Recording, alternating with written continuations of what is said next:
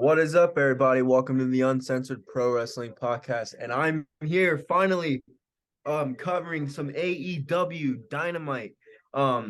We haven't done any AEW stuff since January 4th or Wow. January of this year. So Damn. good. Happy to be back here, joining my good friends. Say what's up, my friend. What is up? I mean, you can introduce me more as your current and longest reigning WWE Taking that pay-per-view this week. champion.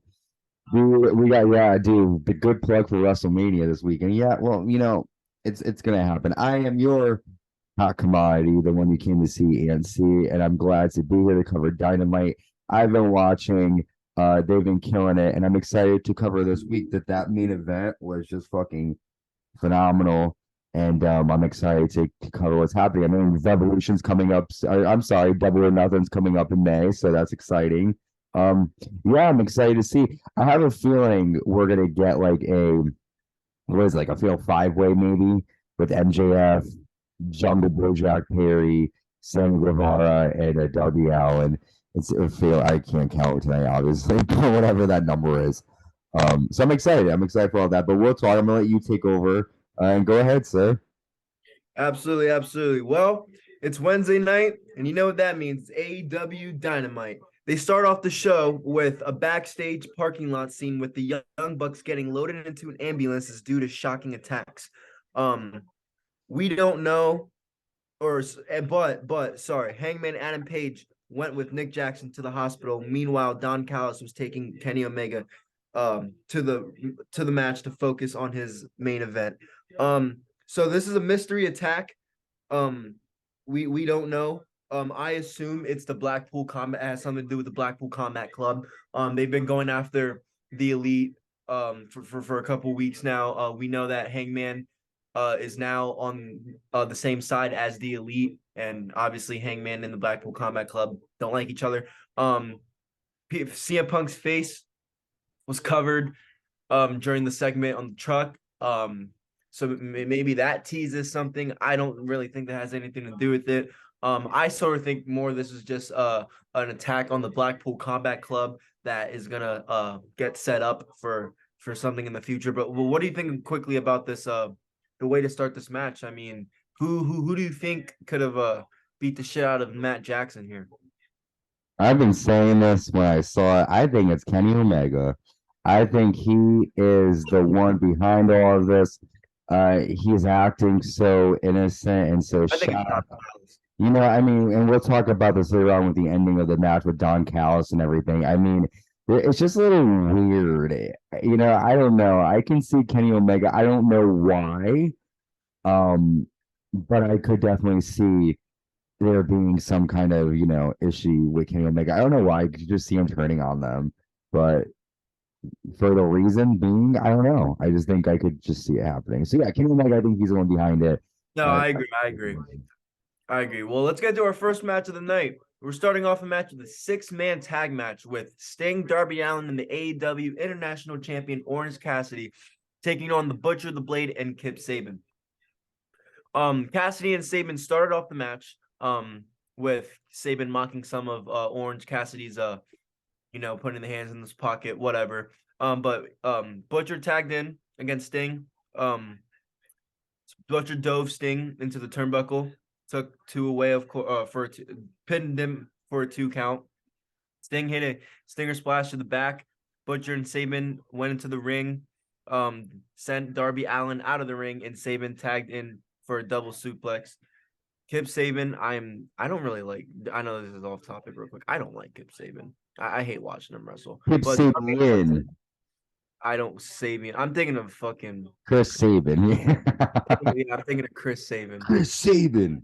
I really like that guy. Motor City Machine Guns. Yeah, Props. but Darby Allin gets tagged in with some strikes and hits a code red for a 2 count. Penelope Ford distracts the referee, so Blade did a cheap shot to trip up Darby, which led into a pitcher break. When they came back, um, fuck, where's my notes just went away? Sorry. No, you're okay, my man. Blade get in the ring and beat the shit out of Sting repeatedly. Orange Cassidy hits a suicide dive. Darby Allin hits a flipping stunner on to Saban, and I'm gonna keep saying that. I'm sorry. And That's Allin hit a dive on the wheels for on the floor with Sting hit a scorpion death drop for a pinfall. Match wasn't too long, so I didn't want to get too much in detail about it, but it was okay match. A lot of cheap shots. This is one of the matches where I think it's just lazy booking, stupid match they want to do before to start the show. Um, at one point, Butcher and Blade were illegally tagged into the match, and no one caught that. I did. Um, which I'm pretty sure Kip tagged in or Blade, whatever, and ref whatever. Somebody wasn't the legal man that was doing the pinfalls, and the ref didn't even know it. So they fucked that up. I saw Sting's finish coming. He remains undefeated in AEW. Um, Orange Cassidy, he has his AEW International Championship. He does nothing with it. Mm. Um, and I don't really care too much about Kip, Blade, and Butcher. So, what do you think about this match? And how do you feel about Orange Cassidy with this AEW International Championship? Okay, so I don't get why they're putting Sting in this match, why they're even putting him on TV. You know, he can move, whatever, he's fine, but I'm sorry, nobody that is their age is going to look at Sting and tremble in fear when he comes in their face. I mean, I might, but I'm just a pussy. Whereas, I highly doubt super heavyweights or like, athletic wrestlers like that are really going to cower in fear when Sting puts on the scorpion deathlock or does the big jump in the corner. I mean, I'm not trying to be mean. The jumps that my 3-year-old nephew does are look more harder than what Sting does. And I get it. He's a big name. But like there wasn't a point to it. Like if you're gonna have a big name like Sting, have it matter. And this is just a basic 6-man tag match for nothing. In regards to Orange Cassidy, the title doesn't mean nothing. He's a good wrestler, but it's getting old. He needs to turn heel. Something needs to change because this is getting really. He needs to turn heel and say, "I can beat you with my hands in my pockets." Because I get it, it's cool, it's funny, the kids like it. You know, I think he's a good wrestler. He's a good talent, but there's nothing interesting about him anymore. At first, when you first saw it, yeah, it's cool as fuck because he's doing all these cool things that you never. But now it's kind of like I don't know. It's a little weird. No, I agree. When he first came in here, he had a good match. He had that really good match with Adam Cole when Danhausen debuted. Other than that, I can't really recall many of his matches that I enjoyed. Well, speaking of another match that I did not enjoy, um, the Guns, the AEW World Tag Team Champions, the Guns, take on Top Flight, Darius and Dante Martin. This match was set up because Top Flight talked to the Guns in a video outside a hotel last week, and they were brother tag teams. So I didn't think it was too bad. But I just didn't care for it. But Dante hit an impressive arm drag on Austin. Darius tagged in with the drop kick on Colton. Top Flight both hit clotheslines on the Guns to knock him out of the ring. Austin sent Dante into the rope, and Colton did a neck snap against the top rope where they went into a pitcher in pitcher, where Darius gets tagged in and hits a uppercut, and Darius jumped up with a kick on Colton, followed by a German suplex on Austin. They do a lot of dives. Darius hits 2 suicide dives, hits one on Colton on the top floor, and then Dante hits a moonsault off the top for a 2 count on Austin, because Colton Gunn made the save. And then the Kingdom's Mike Bennett and Matt Taven attack Darius at ringside when the referee did not see it. Dante went for a leaping attack. The Guns avoided it and hit the 310 double team flattener for the pinfall. And the winners, the AEW World Tag Team Champions, the Guns. Like I said, this was an okay match. I just didn't care for it because I'm not a fan of either of these tag teams. But the Guns, they're gonna win by cheap shit. This is what they did in this match. Um, excuse me. AEW after the match though, FTR made their entrance and said, Colton said nobody wanted to see them. Colin said they don't like or respect FTR. Colton said that FTR lost 3 sets of belts and lost to the Guns. Austin said there's nothing you can offer them to get a match. Cash said that if you beat FTR again, then FTR will never team up in AEW again. Austin Gunn said there's nothing you can offer them. Dax Harwood, says if you can't beat if they can't beat the Guns for the AEW tag titles, and they will quit AEW. Austin reminded them that what they said, and Dax said yes. Austin said deal, and Austin and Colton spit in FTR faces and ran away. Now, we know that FTR's AEW contracts are up in either April or May. I think it's fucking this month. I think it's April. And Dax mentioned many times where he hints leaving AEW. So this could mean a final match for FTR. If the Guns beat FTR, then obviously we know FTR isn't re-signing with AEW. I feel like FTR will win though. I mean, why? I don't think they want to go back to WWE. I don't see why. I don't see why they would come back at a pay-per-view and not re-sign. But again, WWE is changing. It's not how it was when they were there. So what do you first off, I don't really care about the match. What do you think about this whole FTR leaving AEW if they lose? Because that's risky. And what do you think is gonna happen? Okay, so I didn't really care about the match. It was very quick. I like the Guns. I think they're a good tag team as heels. They're impressing, they're growing on me. They're good at heels. I like them on the mic. FTR to me are the best tag, not the best tag team, one of the best tag teams in the division in general in pro wrestling. So I was happy to see that they're back and everything. I don't know. They I don't think that they win. I have a feeling that FTR is kind of on the road out, just based on everything going on. I know that things are different in WWE, but I don't know. I feel like a lot of these guys that went to AEW, some of them have really high hopes. And I think a lot of them were promised, like a lot of us do when we go into these new careers or jobs, we're promised opportunities, we're promised, oh, it's going to be like this, it's going to be like that. And you get there and it's good for a bit, because some of the promises are being fulfilled. But then as new people come in, new promises are being made to people, it ends up the people that you already got, you tend to like not really care so much about. So I think my opinion is I think Tony Khan likes to make a lot of promises. And he likes to push certain people based on in the beginning, a lot of the guys he took in were ex-WWE guys just because they were ex-WWE guys. I mean, that's my honest opinion. And you're gonna promise them stuff, but there has to be more to it rather than I just want you because you're from WWE. I think he doesn't really know what to do. Whoever's in charge of creative doesn't really know what to do with a lot of the storylines and stuff. They keep doing the same regurgitated, oh, everyone's in a clique, everyone's in a group, everybody it's like every storyline, someone's in a fucking group. Like, can we just have them not do that? I was watching all the old stuff. Remember they used to do okay, we have 15 minutes, 10 remaining. They try to be so different that it becomes way too different. And FTR, I think, is a highly, utilized team, and I think that they should be more, I don't know, used better. I think in WWE they were used better, sadly, in NXT at least.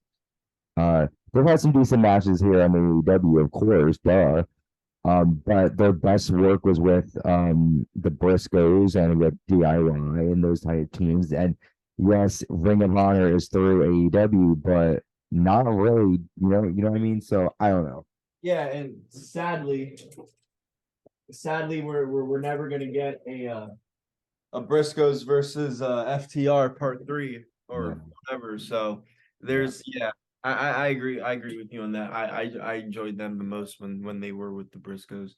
Well, 1 second here, because I just got an alert that AEW Dynamite is live. I need to put it on my team. But while I do that, no spoiler if you're watching, we are recording live on Wednesday at 8 o'clock. So while I put this on real quick, just in the background, I'm not watching obviously because I'm recording. It's like to put it in the background, but let's real quick talk about this match because this was just a beatdown.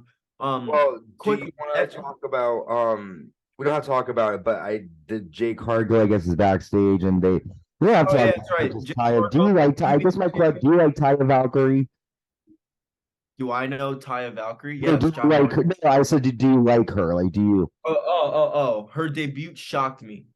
Okay. Um, I didn't expect her to debut just because she's doing her and Morrison, Impact, whatever. They're doing a lot of independent CCW shit, something like so. And she's been kicking ass on the women's independent scene for the last and the Impact roster Yep. for the last Yep. couple of years. So I'm just excited for. I don't want to say I'm excited for her the AEW because I think she's gonna get squashed. Frankie Um, Moon. I think she's just gonna get thrown out of the water like I her hope husband. not. Someone needs I to hope, Cargill. Somebody. but I know, but okay. Now let's talk about the FTW Yep. champion Hook versus Stokely Hathaway in a no disqualification match. Hook is 23-0, and this match is happening because he beat Matt Hardy last week, and if Hook won, he got a shot at Stokely Hathaway. None of Stokely Hathaway's friends were allowed at ringside. Stokely claimed that he was not medically cleared to compete and that he is retired. Hathaway gave in a note to Justin Roberts, and Roberts said that this was a receipt from Wingstop. I laughed. I thought that was funny. Stokely Hathaway ran away into the crowd. Hook brought Stokely back into the ring. Hathaway tried a running attack, but did nothing. Hook suplex Stokely onto the floor. Hook brought a guardrail from under the ring instead of a table. Hathaway's guys, Ethan Page, Matt Hardy, Big Bill, Isaiah Cassidy, and Lee Moriarty were watching on a TV. Hathaway used a fire extinguisher that he sprayed in Hook's face, which I was like, oh shit. Like, okay, I didn't think he could do that. Stokely had a chair, but Hook with a kick to the chest, followed by a chair shot to the back. Hook Hook with the suplex on the guardrail for 2. That same guardrail that Hook put in the match earlier from under the ring. And then Hook applies a rear jump submission, leading Stokely Hathaway to tap, and the match lasted about 5 minutes. Again, this is a squash match for this was an easy win for Hook. Hook kicked his ass. This is Hook's revenge for Stokely talking shit. Nothing much to say. Post match though, Matt Hardy told Ethan Page that he's the next man to beat Hook. So it looks like we're gonna see Ethan Page versus Hook at some point. What did you think about this 5-minute match of Hook absolutely beating the shit out of a non-wrestler? Waste of time. Boring. You just complete this time. Put Hook against a real competitor. Don't even care. Boring. Corny. Not even funny. I think the only Hook is 23-0, and I think the only wrestler he's ever fought was Ricky Starks. Yeah, it's like there's and Hook's awesome, but I love Hook. it's I love Hook, but he only whatever. Now let's talk about my idol, my favorite wrestler of this generation, the man that I've been watching since his early Ring of Honor days, the man who is also from my local hometown. Let's hear from Adam Cole, baby, who is making his in-ring debut return match right now as we are recording. Let's hear from him. It's all about the boom. He's ready to step back into the ring. The fans were chanting Adam Cole before he even got in. Adam Cole said in 7 days he'll make his AEW in-ring return, and he spoke about how he feels great and has never been prepared to get back to the ring to wrestle for All Elite Wrestling. Adam Cole knows that people are wondering who's his good opponent be on March 29th. Then here comes Daniel Garcia. The fans trying to shut the fuck up as Daniel Garcia made to the ring, says that he respected Adam Cole. But Garcia said that it's his duty to welcome back Adam Cole and put Cole in his place. Garcia trashed Cole for being home for 9 months playing video games, while he bragged about beating Ricky Starks, Brody King, and Bryan Danielson. and said that he is main event in more AEW programming than anyone else has on the roster. Garcia accidentally said that he was a pro wrestler when he said sports, meant to say sports entertainer, and wondered what Cole meant. Adam Cole said when they ring the bell, that's what makes him special. Cole said that someday Garcia will lead the charge in AEW. Cole trashed the Jericho Appreciation Society and then beginning to say how he is a multi-time world champion while he is being some of the best in the world.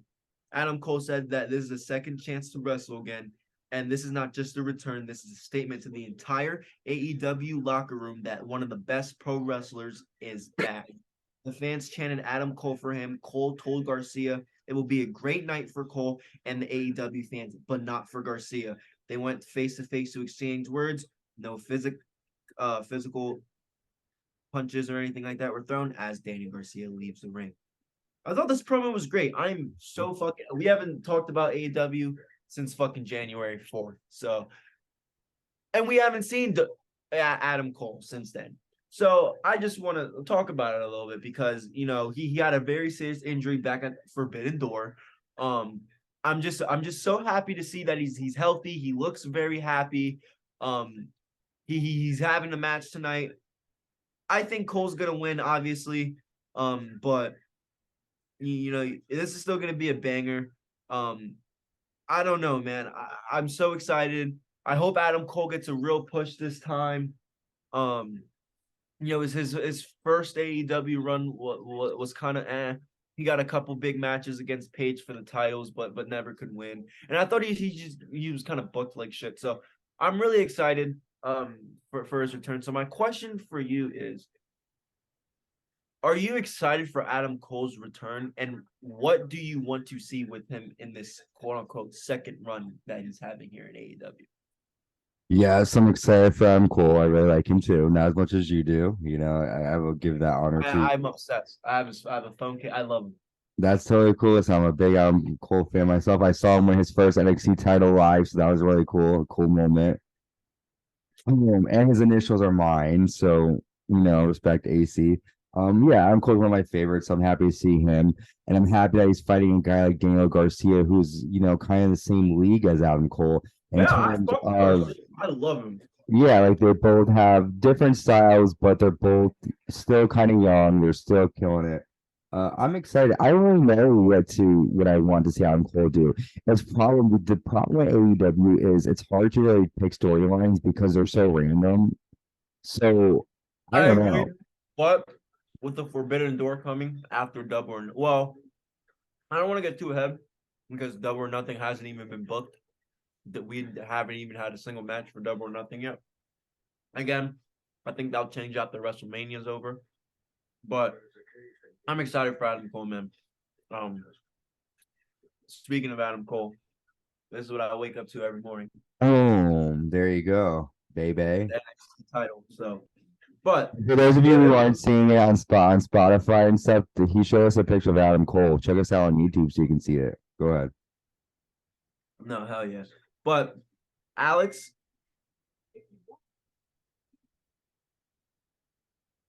oh shit, my notes went up. Kenny Omega, we go backstage where Kenny Omega and Don Callis were in their locker room. They said that the Young Bucks were in the ambulance going to the hospital. Callis tried to give Omega a pep talk and hype up for his main event match to later. The Blackpool Combat Club's Jon Moxley made his entrance with the Ring of Honor World Champion Claudio Castagnoli and the Ring of Honor Pure Champion Wheeler Yuta. They walked into the ring. My only thing is, if Moxley's a heel, why is he doing such a babyface entrance? Who is this? Moxley. So I got a little sidetracked because I saw something about a rumor for a meeting. I got a little excited. Okay, Moxley. I didn't think that Moxley is. They're trying to make Blackpool Combat Club bad, so I have a feeling that they're gonna try to make him be a heel.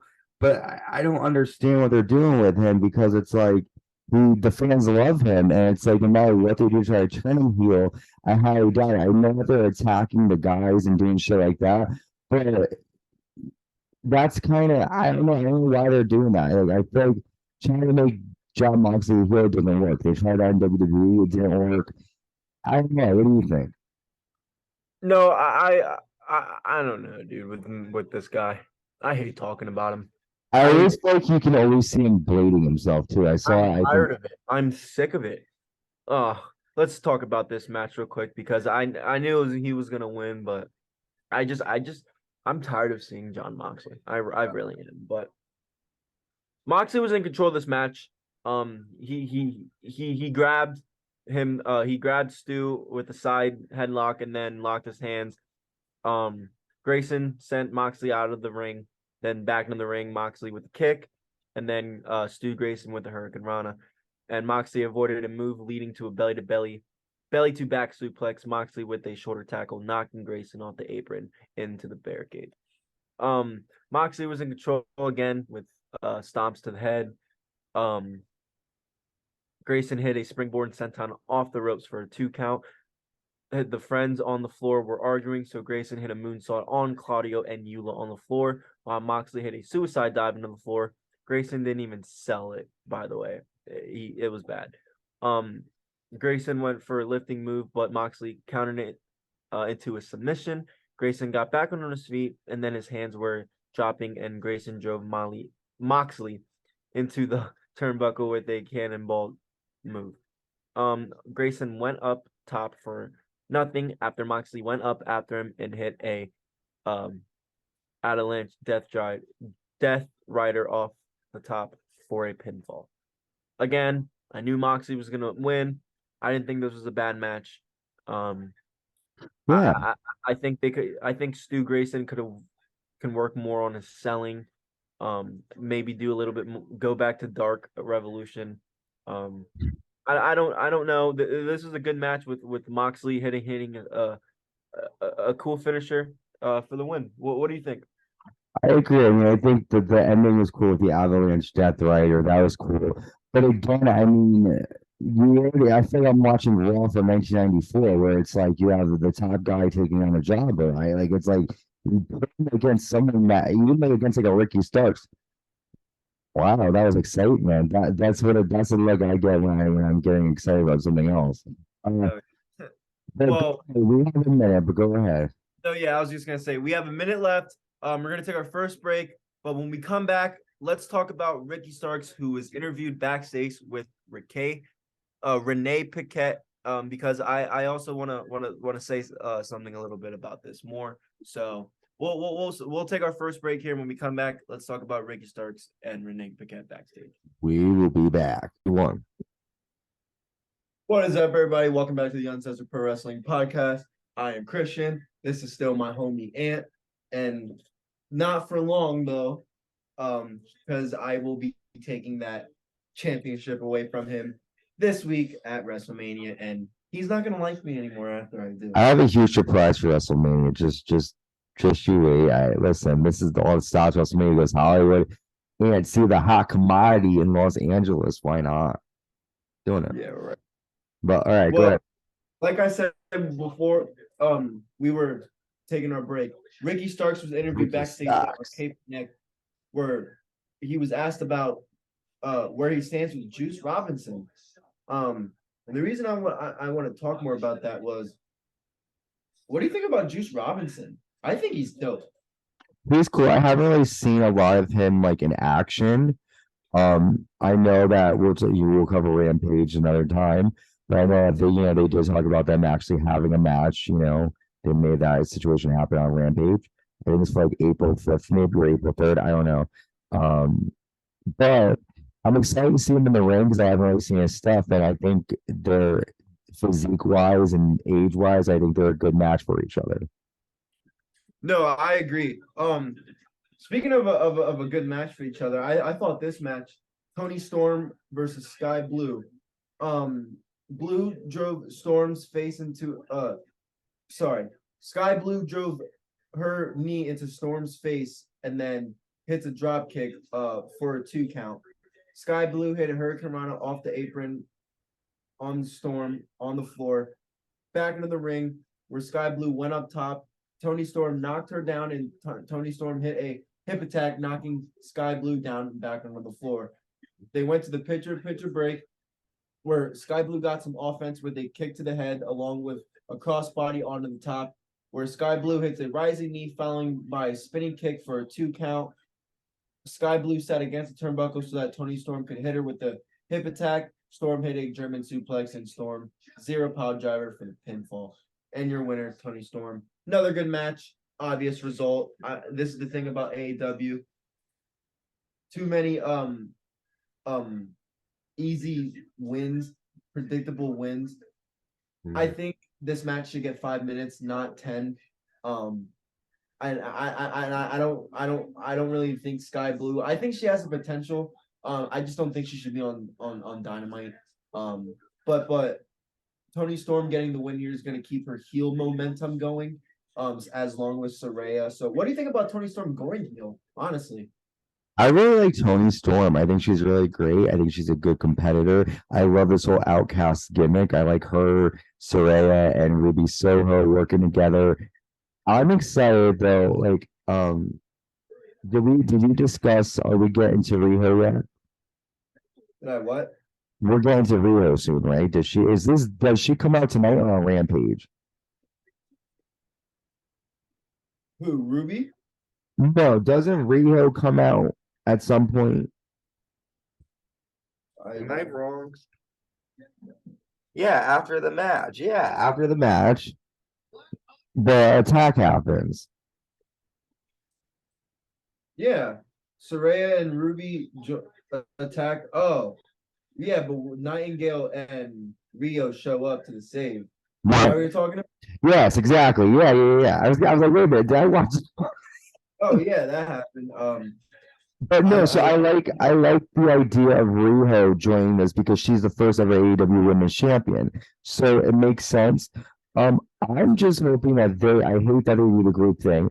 I do hope they add more women to the Outcast group because it's pretty good, and I'm excited to see what they're gonna do. So I enjoy this match. Tony Storm's great. It's gonna be Willow Nightingale and Rhino out there. You Sky mean Blue. You call I me don't know. I don't. I personally thought it should have been like Britt Baker or like even I don't know. I don't know what Sky Blue has to do with any like I don't know. because she's probably like a young. This entire match segment, I think this was fucked up. And if they were gonna do this is something they should have saved for Rampage.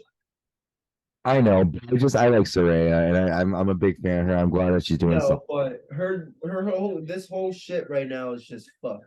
Yeah, no, I agree. The next thing is really good. No, it's all right. It's all right. But they showed Stu Grayson getting checked on by trainers where John Moxley, Claudio Castagnoli, and Willer Yuta, the Blackpool Combat Club, show up with John Moxley choking out Grayson and sending him to the equipment case. No sign of the Dark Order to help Stu. More heelish actions by the Blackpool Combat Club. I think this is going to end up leading to the Dark Order versus Blackpool Combat Club at Double or Nothing. Ugh, I hope not. I don't really care. No, yeah, but hopefully that's it. Well, Anthony, the hot commodity, our pay-per-view champion. It is time for our main event. It's Wednesday with a dream match. It was a hell of a match. Huh? It was a hell of a match. It was a good match. Now I'm very. I just want to get off the record here because I'm gonna fuck. I know who this guy is. I'm familiar with a tiny bit of AAA, and it's because of this guy right here. I've seen some of his CCW clips pop up on my TikTok sometimes before, like I'm talking about like months ago, like 2-3 months ago. So yeah. I was excited when they announced this match, and obviously I know Kenny Omega forever. El Hito del Vingo, whatever. Sorry. Hito del Vikingo. Whatever. Made his entrance as the AAA Mega Champion, making his AEW debut. And he's only 25 years old. So he had an incredible match. Vendingo hit a suicide dive. Vikingo, whatever. Viking hit a suicide dive before Omega got into the ring, Vikingo hit a somersault over the top onto the floor where he hit a springboard backdrop kick. Omega came back with some punches, so the referee Paul Turner finally rang the bell. Omega with a charging corner attack where Vidingo, you know what I Vikingo. mean, with 2 kicks and a leaping Hurricane Rana off the top, while Omega had to wait 3 seconds for it. And then Vitingo, well, you know what I mean, hit double knee. I'm just gonna say, you know what I mean. Vitingo hit double knees to knock Omega out the ring. Vikingo hit a shooting It star. changes every time too. I love it. Go ahead. Oh, it will change every time. Off the apron onto Omega onto the floor, where Vikingo hit a springboard 450 splash off the middle rope 4-2 count. Um, Omega knocked Vikingo down with punches, followed by a backbreaker for 2. Omega hit a cradle suplex for 2. They left the ring with Omega sending Vikingo onto the barricade. The referee left the ring instead of counting. Omega pulled a table out of the ring. They went to a pitcher break, where Omega was working over Vikingo, and then they battle onto the apron. Omega kicked Vikingo into the turnbuckle. Omega did a monkey flip onto the apron. Omega teased a move off the apron and but Vikingo got out of that and kicked Omega in the head. Vikingo jumped off the ring post with a Hurricane Rana onto Omega onto the floor. I thought that was fucking that Mhm. was sick, dude. He did that 450 what shit onto the table. Vikingo hit a elbow to get out, uh, and move, and he jumped out of the ropes and hits a swanton dive reverse, uh, onto Kenny Omega onto the mat, and did this fucking move where like he went on. I don't know how to explain it, so I'm just gonna like explain how I saw it. Did this move where like he did like a Hurricane Rana, but like flipped his body, and like Omega landed on his head, and I was like, wow, like that was insane. Mhm. Um. Anyway, um, they get back in the ring.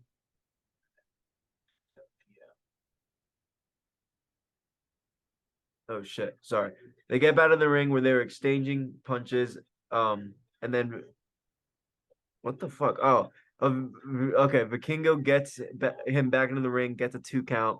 They exchange forearms. Omega hit a rising knee, and Vikingo hit a sunset flip powerbomb for 2. That was probably um the best in my opinion. Uh, the best. I don't know how to explain it, the best near fall. And I really thought Vikingo was gonna win at that point. I was, oh Mhm. my god. But Omega kicks out, moves, hits a V trigger knee, hits a one wiggin angel for the pinfall. Match lasted around 20 minutes. This was a good match, no doubt about it. Sorry if I kind of explained it bad, if I explained it, No. but he Vikingo made these insane moves look fucking easy. Oh my Um, God. Yeah. this is that Mexican lucha libre type of wrestling. It's like a video game. I don't know. I thought Kenny Omega did a decent job of selling it. Mhm. I know he's probably not used to selling it as some of those guys in AAA are. Um, these referees in AEW are really bad. Um, these the well yeah, because no, they don't count. They don't look when the tables are this was just a kind of it was a street fight without it being a street fight. 100%. Yeah. Excuse me. But it just felt like Vikingo was on offense for like 90% of the match. And Omega was trying to do his best to like make him look fucking great because not all of us know who he is. Um, but Omega still finds his way to get a win. Considering how young this dude is, and if he continues to do this, my problem with his style of wrestling, and let me say this real quick before I say this. I think if he leaves ever AAA in the future, I think AEW will throw some money in this, and here's why. His style of wrestling is, and I'll talk about what happens after the match. but his style of wrestling to me is very. He doesn't remind me of a wrestler. He's more of a fucking acrobatic. Like him and Darby Allin would have a good match. And Mhm. they both do the acrobatic shit. Like it's all cool and all, but like I don't think that's pro wrestling. Like I don't think that's wrestling. I don't know. That's all he does in all of his matches in AAA, CCW, and independent. He's a stuntman. Mhm. So that kind of bothers me a little bit, but Omega patted him on the chest as a sign of respect. Where there was a few minutes left in the show, Omega was really tired. Tony Schiavone telling him that it was a match for ages. Omega said, as time goes by, he wonders if he can keep doing this kind of stuff. Where the Blackpool Combat Club comes out and attacks Kenny Omega, stomps and kicks him. There was an ambulance that drove up to the building that was shown on the video screen, and it was a man who has grown on me so much in the last year and a half, 2 years. Hangman Adam Page Mhm. makes his way back. The Blackpool Combat Club guys were stomping on Omega as he made his entrance. They left the ring while Omega's face was down on the mat. Callis grabbed Omega's arm, and then Callis took a Dominic bump onto the mat where Omega got up and saw that Callis was knocked down, so he thought that Hangman did it, and Hangman explained they didn't, but Omega left. So the show kind of ended there. They're clearly pushing the story, like I said, of the Blackpool Combat Club versus Dark Order. Um, I want to know what's gonna go on with Kenny Omega and and uh and Hangman. So little two questions in one. What did you think about Omega versus Vidingo? And Kingo. actually answer that first. What did you think about the match first? That was a great match of the night. This is what AEW should do if he's not signed, and shame on them because he's the only guy that really stole the show of the night. And yeah, it was a good match. I thought it was a great match. 5 out of 5 for me. Good match. And no, I agree. Now, what do you think? I don't know how to ask you because I'm curious to see what you think about. No, I guess I'll ask it that way. What do you think about the whole? I know you've mentioned it before, but do you want to see more of an Omega versus Hangman storyline? Or do you I want don't to see this? care. I've Want seen to see that this? shit. Like I don't care. Like I just like I'm getting to the point where like I don't even care. Like the big guys that are like I don't really, like I don't give a fuck anymore. Like get rid of all those old guys. Adam Page doesn't do it for me. Go back to teaching. Like I just like I don't care. Like I just like for me like I want to see Adam Cole, I like just don't care about the Blackpool MJF. combat. You know, I think the Blackpool combat is Brian Danielson break up the Blackpool. groups. Like it's too. I feel like I'm playing in like a playground with AEW. You know, The like it's Blackpool Combat Club's Blackpool isn't even there anymore. because I'm there. Break them up. Have them just fucking fight. It's good. It's just like the thing. It's like it's just so repetitive. It's like the same people fight each other. Like get over it. You know, I don't know. But I will say, in terms of like episodes of Dynamite, this is a good episode. And I think Vikingo is a guy to look out for. I think Kenny Omega is totally going to be a bad guy. So you I'm thought this excited. match was the moment of the night? Oh, definitely, because nothing else really, I mean, nothing else really happened that really, spoke to me except for this match. So definitely Vikingo. I never saw him fight before, so I was excited to see him mix it up and to see that. No, I agree. My final thoughts here. I thought it was a pretty decent show overall. Obviously, Kenny Omega, and Vikingo's match was impressive, athletic. Mm-hmm. We saw some crazy shit we normally wouldn't see every week. We probably won't see every week. That was kind of a gift for us. So thank you, Tony Khan, for that. Blackpool Combat Clubs continue to do their shit on the Hangman page and stuff. So we'll see where that's going. Currently seeing where it goes right now. Rest of the show is okay. FTR is putting their careers on the line. And we'll see how long they're here for. So, guys, I'd just like to thank you for checking out this review of AEW Dynamite. We haven't talked about AEW for so long, so Anthony, I just want to thank you for letting me coming on here and talk about it. Yes, sir. Thanks for joining me. I'm excited. Double or Nothing's on the way. Mhm.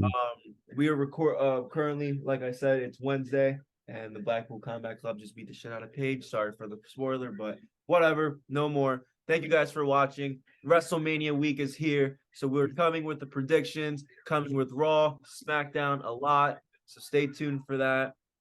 And Anthony, I'm coming for that damn fucking belt. You come for it. But listen, this is a great episode of Dynamite. I'm excited for what's to come. I'm excited for this week. I'm excited to see all the new people coming in. Good week in wrestling, man. It's been a good week. Listen, WrestleMania week. We're always doing it big. So thank you again, Christian. Thank you everyone for tuning in. Stay safe, stay uncensored, and we'll be back with Rampage and much more coming soon. Bye, y'all. Peace.